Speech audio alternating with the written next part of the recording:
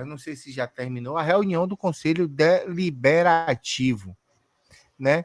E eu vou passar algumas coisas que estão acontecendo de momento lá.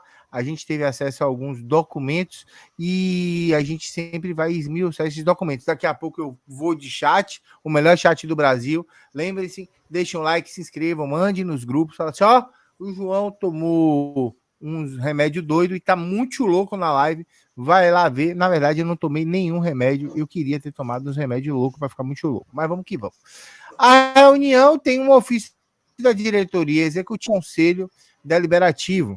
E aí ele diz, um dos trechos, dentre os sócios com acesso garantido entrevistado, 31,5% declararam que estariam dispostos a pagar um valor a mais do que atualmente desembolsavam para manter o vínculo associativo com o Esporte Clube Bahia. 25% também declararam que estariam dispostos a depender do valor.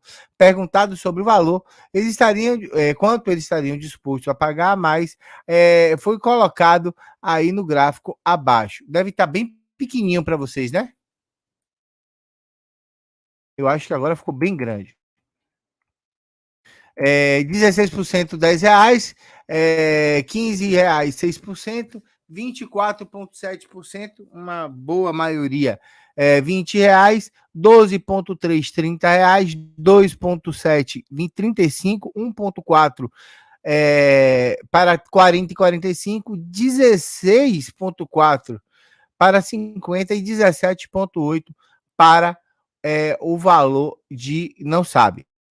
Então, o resultado indica uma evidência, uma tendência de 58,9% dos sócios a acesso garantido para poder pagar algum valor a mais para manter o vínculo associativo.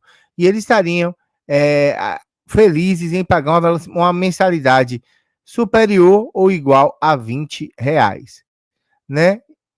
Aí aqui, essa pesquisa também foi feita para quem não tem acesso garantido, quanto eles estariam dispostos a pagar para ter o vínculo associativo. Lembrando, a associação é muito importante para o desenvolvimento de outros esportes do Esporte Clube Bahia, tais quais boxe, basquete, vôlei, handball, esportes olímpicos, paralímpicos, e tudo mais. Então, a gente tem aqui entre R$50, que foi a maior porcentagem, e não sabe que foi R$26. R$100, 7,3%. Não, aí tá na Disney. O resultado indica, portanto, uma tendência de 85% de manter o vínculo associativo com uma considerável porcentagem de 22% em pagar o valor de 50. Ainda assim, nesse recorte, contas que a tendência de 68% pretende manter um vínculo associativo após o closing, pagando uma mensalidade superior a R$20. E aí, o que é que o presidente da diretoria executiva propôs? Manutenção da taxa de adesão de R$25 e a mensalidade de R$49 até que ocorra o fechamento do closing. No mês subsequente ao fechamento, a diretoria propõe uma redução da taxa de adesão para R$15 e a redução do valor da mensalidade para R$20. Meninos, o que vocês acham disso? Vocês se associariam ou seriam sócios da associação por esse valor? Eu acredito que tem que ter um nível de vantagem que justifique você se associar, né? A associação. Eu vejo assim, muito torcedor agora está focado em ir no estádio ver o jogo. E aí você vai ter que se associar à SAF Bahia, no caso, não é isso? Então eu acho que a associação vai ter que, não tem o jeito de falar, vai ter que rebolar para tornar essa associação atrativa, né? O valor já 49 é isso, João? Você pode confirmar só para mim de novo? Ele fala que até o closing é R$25 a adesão e a mensalidade de 49. Pós-closing, R$15 a adesão, vintão, para poder ter a galera tá se associando aí ao Esporte Clube Bahia. Então eu acho que vai, para poder chamar esse pessoal para ser sócio da associação, vai ter que ter uma vantagem boa aí, né? Vai ter, como você disse, muito importante que o Bahia passe a investir em outros esportes, passe a investir em outras modalidades. O que a desculpa era, a gente não está investindo em basquete, a gente não está investindo em vôlei, a gente não está investindo em futsal, a gente não está investindo em natação para focar no futebol. Agora eles não têm o futebol. É importante que se foque nessas outras modalidades, é importante que chame esses sócios para poder colaborar com essas modalidades. Então, sim, e ainda mais para aquela galera mais saudosista, né? Que, eu quero dar meu dinheiro ao Bahia, não quero dar meu dinheiro ao Grupo City. Eu acho bastante atrativo, né? Esse valor. Mas só o valor não vai justificar. Precisa trazer vantagem, precisa investir nesses esportes, precisa trazer, né? Um ambiente aí que. Um ambiente e uma questão interna que seja agradável para poder fazer a pessoa desembolsar esse valor todo mês. Caio? Já eu concordo com o Jackson. Só o valor não chama atenção. Tem que ter alguma coisa aí, alguma atração para chamar o sócio a se associar ao Bahia SAF, ao Bahia City. Eu não gosto muito desse nome, Bahia City. O valor você acha que tá legal? O valor tá legal, mas tem que ser algo mais atrativo para chamar mais o torcedor para se associar. Não pode ser só o valor tá acessível, mas tem que ter algo a mais. Eu vou trazer aqui, e para esse começo de papo, eu vou trazer tudo que eu tenho com relação à reunião do conselho. Eu não sei se ainda está rolando, deixa eu dar uma olhada. A reunião do Conselho Deliberativo para a prestação de contas do Bahia aí nesse ano. A reunião ainda está rolando. E aí a gente vai trazer para vocês as coisas que estão acontecendo lá de momento, que eu considero mais importante. A prestação e a evolução da receita bruta das receitas do clube, o mapa temporal das receitas brutas. Em 2017, nós tínhamos uma receita de atividade de 104 mil reais, ou 104 milhões, 104 milhões. Eu vou tratar como milhões.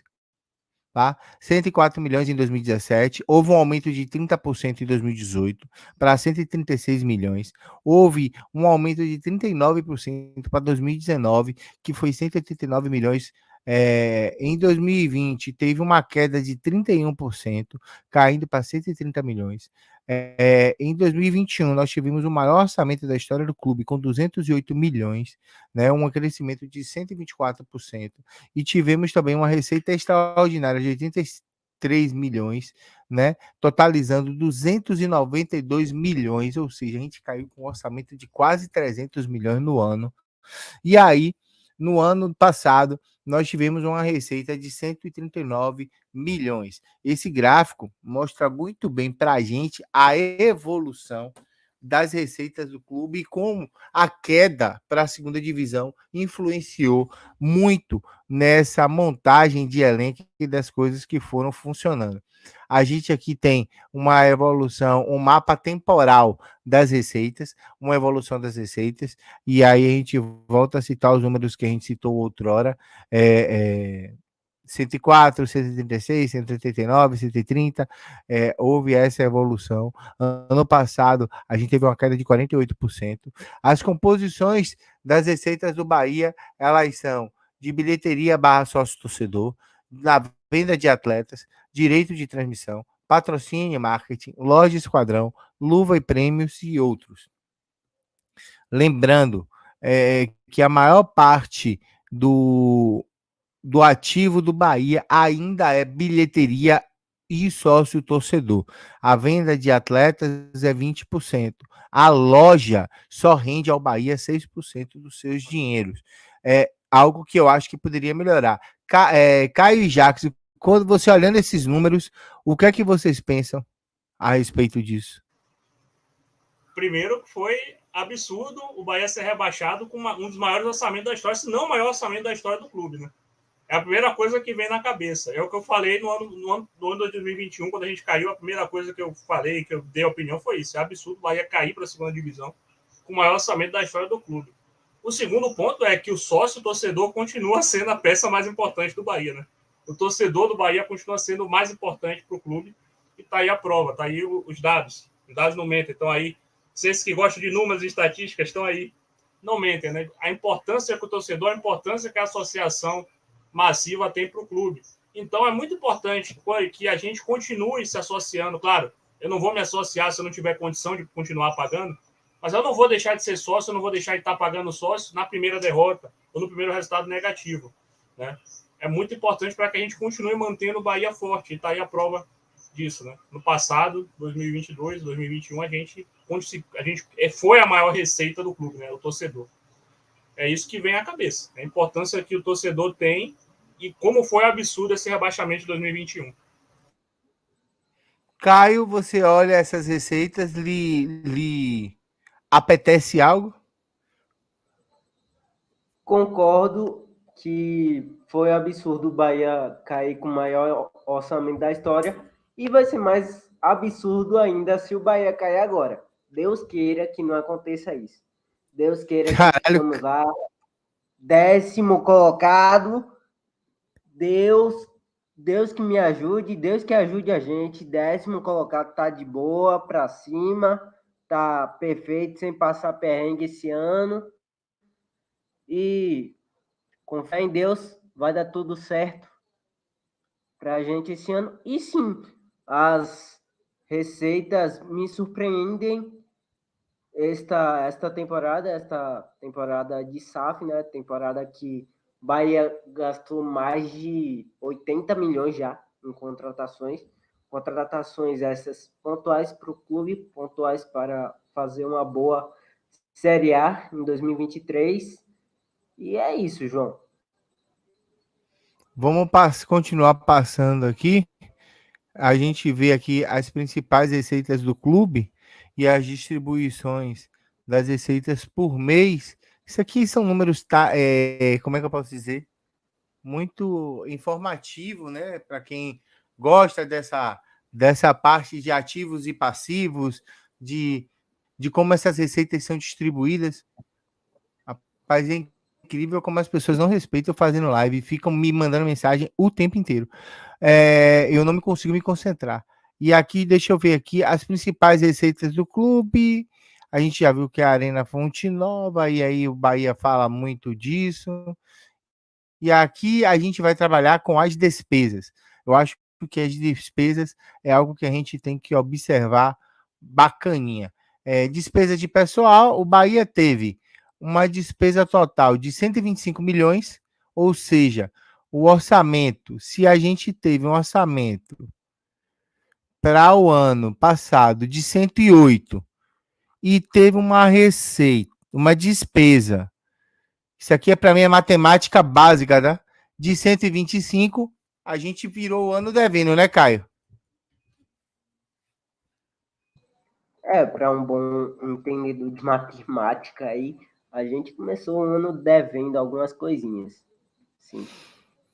E dever nunca é bom. O Bahia passou 2022 no vermelho. Então, quando a galera abria a boca para dizer que não tinha dinheiro, a verdade era essa. E o maior mês que o Bahia se endividou foi em julho, né?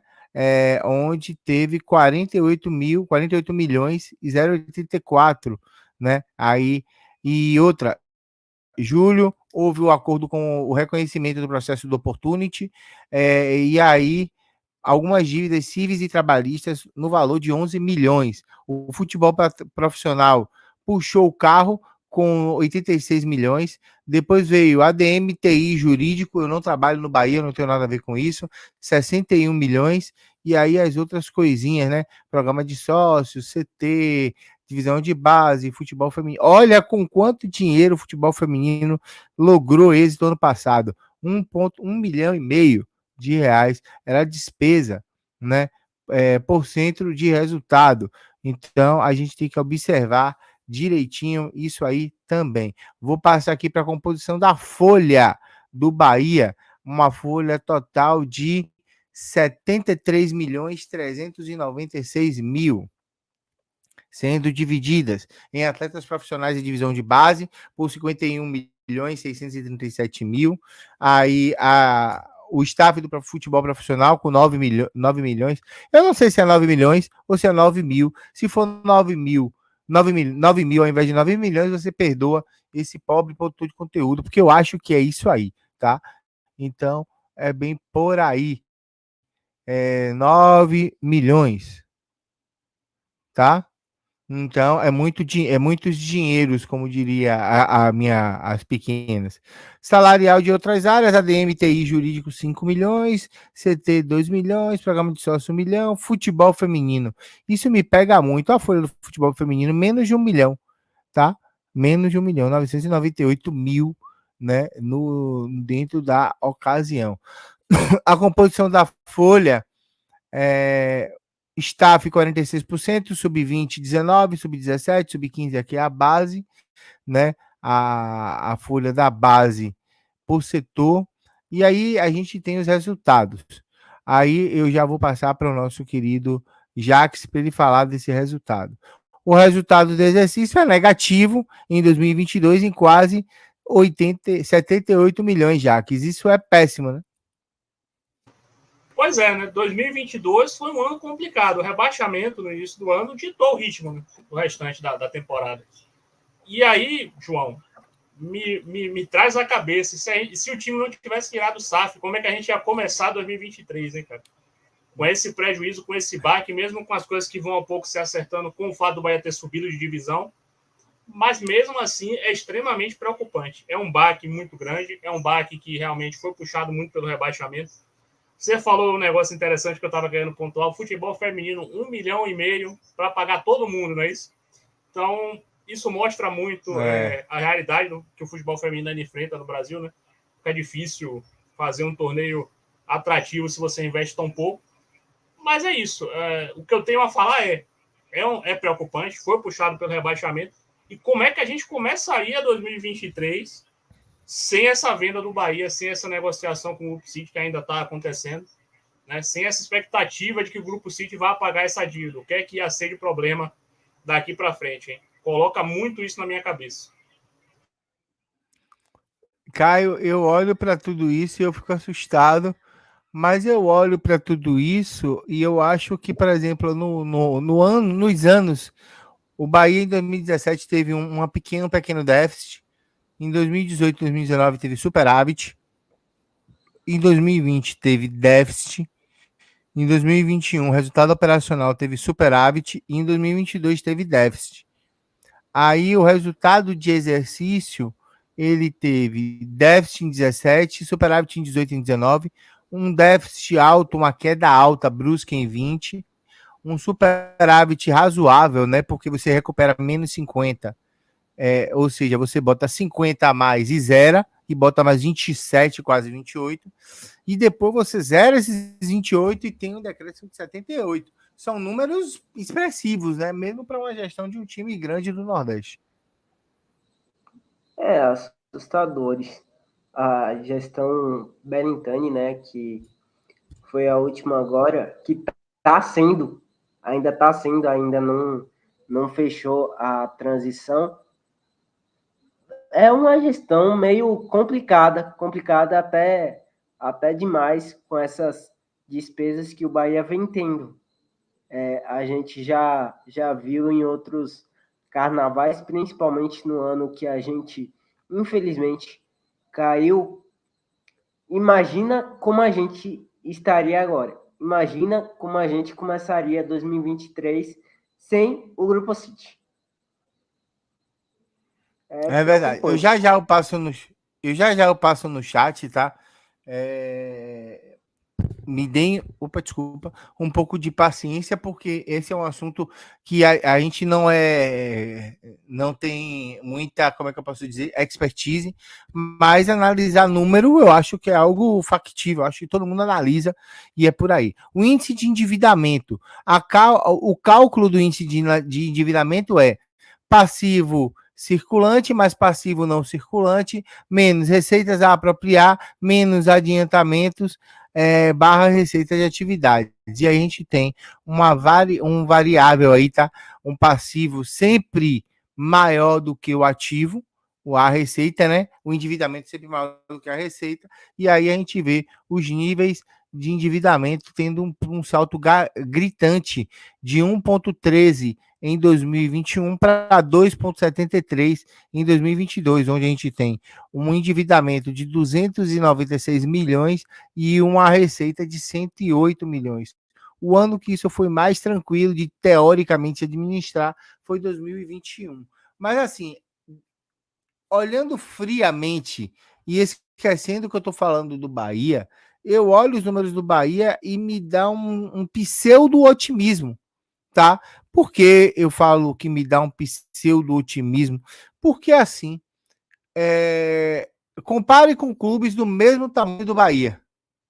A gente tem uma dívida, um passivo de dívida muito maior e uma régua muito maior.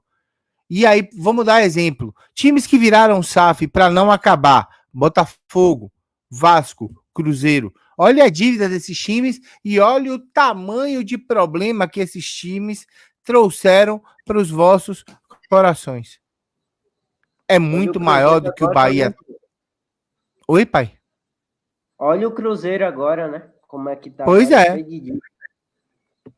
E aí a gente olha o Bahia e é inadmissível. Eu acho que há uma parte do que a gente pode observar e dizer entre aspas, inadmissível, e há uma parte que a gente tem que olhar e vai dizer assim, caramba, o Bahia está fazendo das tripas coração para ficar bem. Difícil ficar bem, complicado ficar bem, mas como é que eu posso dizer? Teria como ficar bem. E aí a gente vai para eles, né?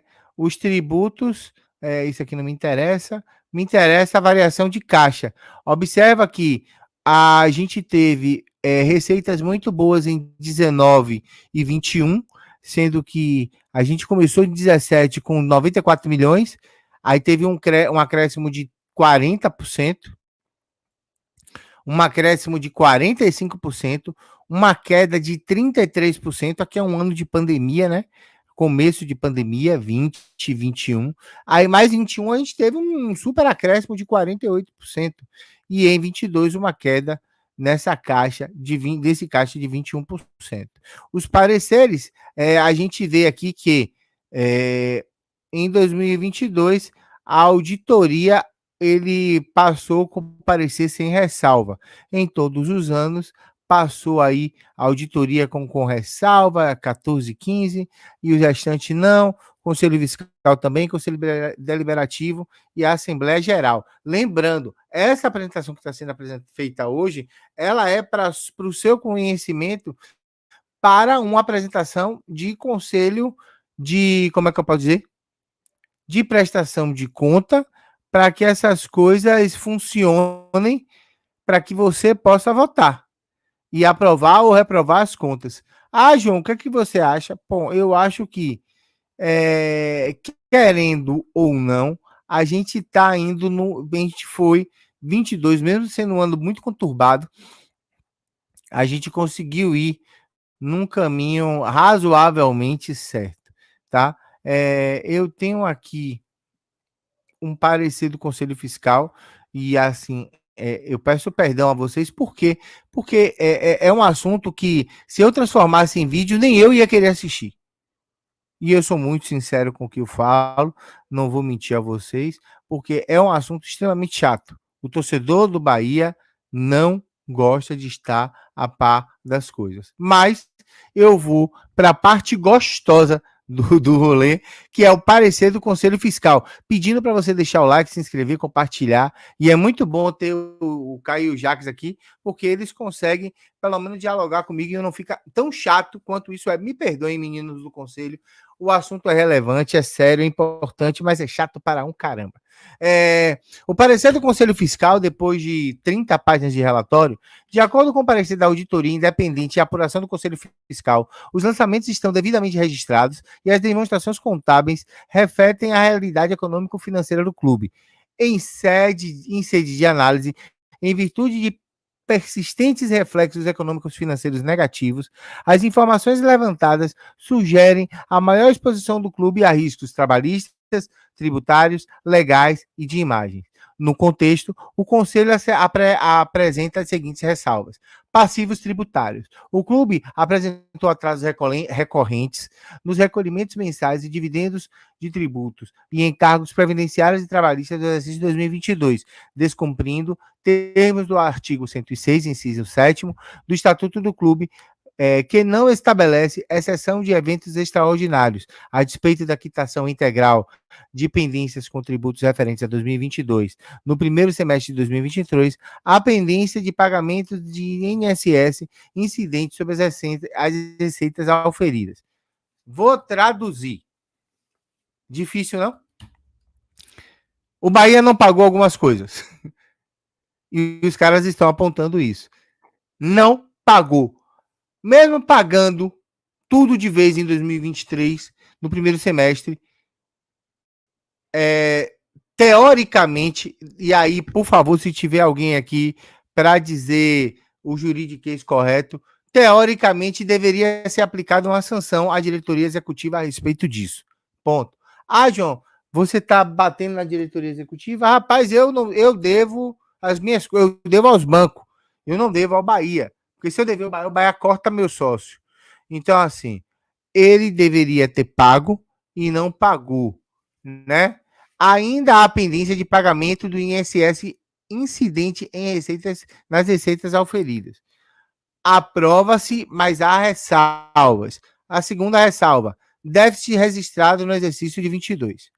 O clube registrou déficit superior aos limites legais estabelecidos pela Lei 13.155 de 2015, é a Lei de Responsabilidade Fiscal do Esporte e do Estatuto do Clube, a despeito a manifestação de excepcionalidade do Conselho Deliberativo para que os efeitos contábeis, de acordo com a Liga do Futebol, SA e com o Fundo de Investimentos de Direitos de Crédito não padronizados e com o City Football Group, MID-CEO, não entregam os cálculos para efeito de enquadramento de gestão irregular ou temerária. O Conselho Fiscal ressalta a materialidade de registro contábil, que elevou de maneira expressiva o passivo descoberto do clube. Ademais, o fiscal entende que a diretoria executiva poderia ter comunicado a superação do limite legal do déficit quando as demonstrações contábeis do mês de novembro sinalizaram déficit superior aos estabelecidos nas normas vigentes,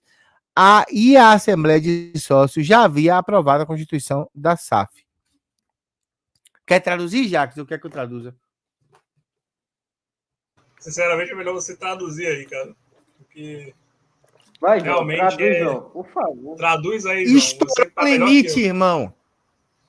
Seu cartão é de 2.000, você gastou 4.000. Você não podia gastar 4.000. Contudo, você tinha alguém para pagar. Tá? É o famoso jogar para cima. Meu amor, alô, meus advogados, eu não tenho dinheiro. Jogou para cima, empurrou lá ele para frente para pagar com o dinheiro dos outros. Ele tá dizendo isso aí. João, é aquela coisa, vista a sua roupa de canguru e dê seus pulos, meu amigo.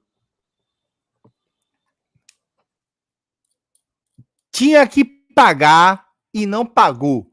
Tinha que pagar no dia, não pagou, deixou extrapolar, a Puquisuco quase ferve.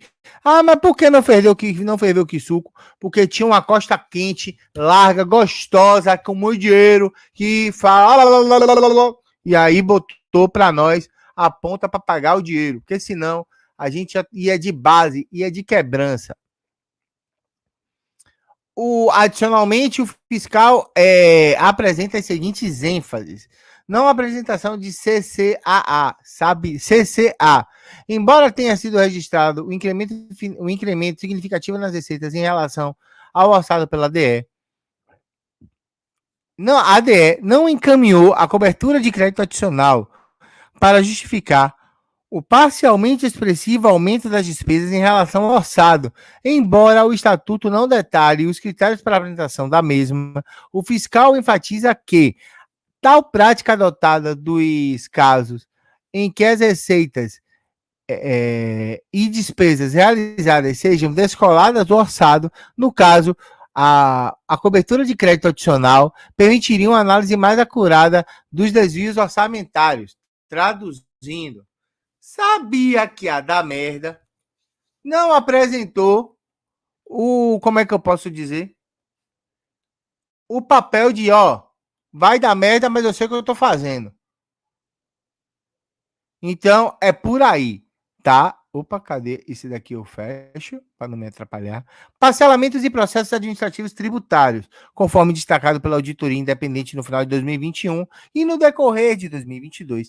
A dívida tributária do clube passou por um processo de reestruturação com a migração dos débitos do Profut, parcelamentos convencionais de outros débitos tributários recorrentes para o Programa Emergencial de Retomada de Setor de Eventos, o PES, transação instituída pela Lei 14.148 de 2021, regulamentada pela Portaria PGFN número 7.917, também de 2021, com a mensuração dos efeitos da migração do novo programa, a dívida consolidada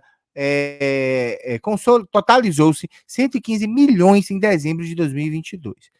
Considerando o exposto, em decorrência da adequação geral da prestação de contas apresentada pela DE e do relatório... cadê? Eu me perdi. E do relatório da diretoria executiva e da auditoria independente, o Conselho Fiscal aprova com ressalvas e ênfases supracitadas as contas do Bahia em 2022. Ou seja, o Bahia passou na recuperação porque teve coisas que o Bahia fez e que o Conselho Fiscal não aprova. Assim,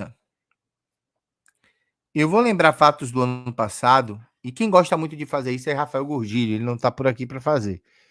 Mas quando eu estava no interior de São Paulo, cobrindo Bahia e Ituano, a gente viu uma reunião do conselho onde e do presidente, onde o mesmo falava sobre pedido de impeachment envolto à gestão temerária. O que é gestão temerária? Eu vou dar uma definição do Google, tá? Gestão temerária. O Google diz que a gestão temerária não implica na análise dos aspectos e éticos da conduta dos agentes. Trata-se de uma análise de violação de ilegalidade do dever objetivo da cautela dos administradores. Exemplo de um banco que empresta dinheiro a uma pessoa inadimplente pratica a gestão temerária. Um clube que aí o Conselho Fiscal diz, o Bahia, ao nosso ver, a diretoria executiva, ao nosso ver, não praticou gestão temerária. Foi um tema que eu trouxe um advogado aqui na live, que é advogado desportista de direito esportivo, para falar a respeito disso. Então, o Conselho Fiscal diz, o Bahia está suave, não praticou gestão temerária, mas o Bahia deu como um bom baiano, deu aquele bom e velho baratino, deu aquele bom e velho zignal para poder dar aquela dibrada nas dívidas e poder sobreviver a 2022. Difícil, tá? Difícil a gente ter um Bahia baratinoso, mas é o que muitos dizem, é o que se espera, talvez, dessa atual gestão, né, meninos?